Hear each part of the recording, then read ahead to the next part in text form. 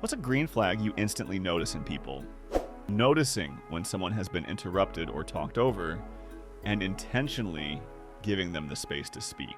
I used to be very shy and used to get interrupted or spoken over often.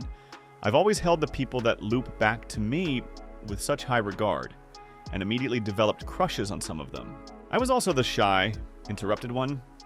Now I'm the one who makes space for those people. A sense of responsibility to something other than themselves. Picking up a piece of trash that isn't yours and tossing it in a bin says a lot about a person. I once saw someone litter in front of me at a stoplight. I got out of my car, picked up the trash, and put it in the guy's car. Walking back to the car, the woman behind me rolls down her window and goes, "Now that was hot." And when I got back in my car, my wife said it was one of the most attractive things I've ever done. That was before we had kids, and we were both a bit more wild LOL. I'd never do that nowadays for fear of getting my ass kicked, but it was clear that this one move was quite the green flag for my wife and some other lady. That was such a good story, I clapped. When someone makes space for quiet people in group conversations without making a big show of it, that kind of awareness is rare and says a lot. Oh, I'm one of those big personality extroverts that clings to the quiet ones. My friend from elementary said it helped her break out of her shyness and set her up for success in life. Best compliment I ever received. That's actually beautiful. I was very protective of my painfully shy friend in our teens. We helped each other. I found him to be a very calming influence who helped me chill, and I brought him out of himself. Good times. I'm still quite high energy, although I've mellowed a lot in my middle age. And I gravitate towards quieter, calmer people. My husband is also in that category. My daughter and her guy are like that. She's like me, and he is a calming presence. Being kind to people who can be difficult, or even just who are different. I'm not impressed at all with people who are kind to people who are kind to them or who have some sort of social status. But people who are kind when it is inconvenient to them, that's the greenest of green flags. If you want to find out what a man is to the bottom, give him power. Any man can stand adversity. Only a great man can stand prosperity. American politician Robert G. Ingersoll. Having seen many strong, good men fall in the face of adversity, and many bad, weak men thrive without lifting a finger, I don't think this dude knew WTF he was talking about. Life ain't fair, or just, and power corrupts. This is some wishful BS TBH. We all know someone who has everything and never earned a dime of it. And nothing karmic is going to happen to them. They withstand their prosperity just fine. And I highly doubt any of them could waltz their asses into my environment and be all right. They'll be eaten alive. The experience makes the man. If the man was coddled, he ain't finna persevere through. If the man has seen hell, he knows what to be grateful for. If the man has only ever been supported by the systems around him, you can't expect him to know up from down when he's suddenly on his ass. When they smile at dogs. So many times my friends tell me I'm an idiot for not using the opportunity to strike up conversation with a girl when interacting with her cute dog. But I'm just so locked in on saying hello to the good boy. I like where your priorities are. I'm only half kidding, BTW. I picture this having the effect of helping you come off as genuine. I also thoroughly trust the judgment of a dog if they don't like someone. It leads me to be skeptical about said person, which also kind of gives me an ego boost that I've never met a dog I couldn't befriend.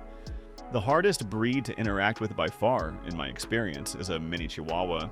But if people have the same mentality I do about a dog's judgment, then I must look good in people's eyes when their dog is happy as hell to see me. I work as a door guy and bartender at a pretty sketchy bar.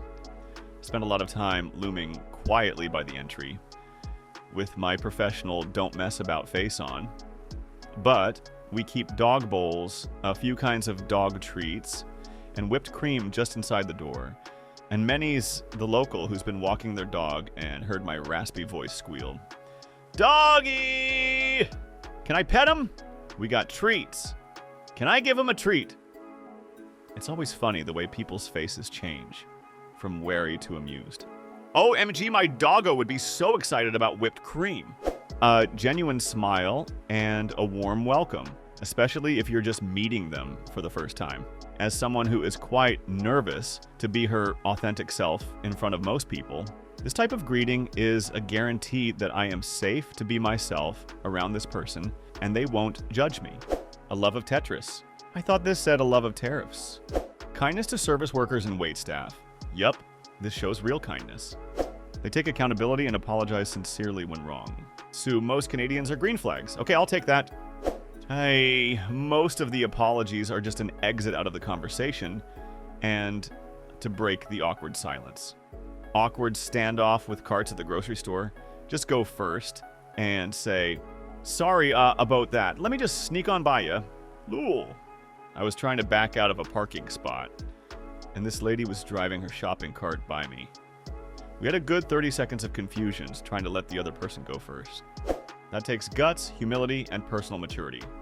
We all need more of those traits. Choose your moments, though.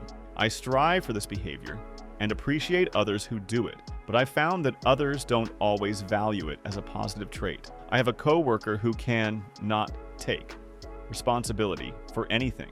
An order will go out late, and it's because someone made her too busy. She'll prepare a product incorrectly, and it's because she had to do it alone and had no one else looking out for her. Nothing is her fault. She'll blame it away and away. I try to take personal responsibility for things I had any hand in. Praise in public and critique in private and all that. Even for small, meaningless things, I'd say, that one's on me. I'll remember this and do it differently in the future. IMO. The best apology is change behavior. 2 months into this job, that coworker and another joked about how I was messing up at work. I could only think of 2 things in 2 months. And they were absolutely consequenceless mistakes. They mentioned me talking about how I needed to do it differently next time or whatever. And all they remembered was that I'd made those tiny errors, and I realized that some people don't value that personal responsibility. My friends do, but these people do not. And to top it off, the coworker absolutely made daily mistakes bigger than mine, and yet the two didn't even remember. They only remembered me taking responsibility. It's extra tough because those two have polar politics of mine, and they seem to value the loudest, confident person in the room over the literal specialist we work with. But I no longer take responsibility for my behavior there. I make excuses like her, and it seems to reflect better.